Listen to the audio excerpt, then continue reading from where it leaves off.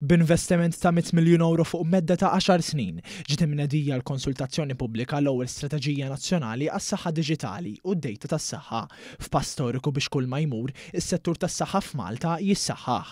Dan tħabbar waqt konferenza tal-aħbarijiet mill-Ministru għas-Saħħa u l-Anzjanità Attiva Ġewwa Tjenna Bela f'lukanda ewlenija f'San Ġiljan. L-istrateġija se tiffoka fuq 3 pilastri ewlenin: id-dejta, it-trasformazzjoni diġitali u l-intelligenza artifiċjali.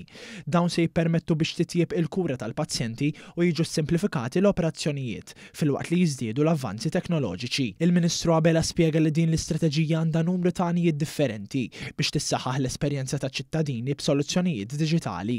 Għal kif se tissaħħaħ il-portal MyHealth, se titfassal pjattaforma nazzjonali għal e-prescriptions u e-dispensing, tissieħ tas-servizzi ta' telemediċina u se tiġi introdotta sistema ta' Electronic Patient Records, waħda f'kull faċilità tas-saħħa nazzjonali fost oħrajn.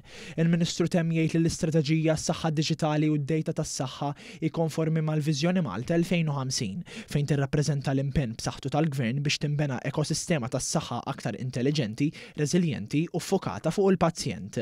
Ħanpoġġu il-pazjent fiċ-ċentru tal-istrateġija, ovvjament ħanatu ħafna każ tal-professjonisti impjegati tagħna li jaħdmu f'dan is-settur, irridu settur diġitali li isarraf f'outcomes aħjar, prognosi aħjar għal pazjenti tagħna. Investiment ta' qed nitkellmu fuq 100 miljun fuq medda ta' 10 snin, investiment b'saħħtu.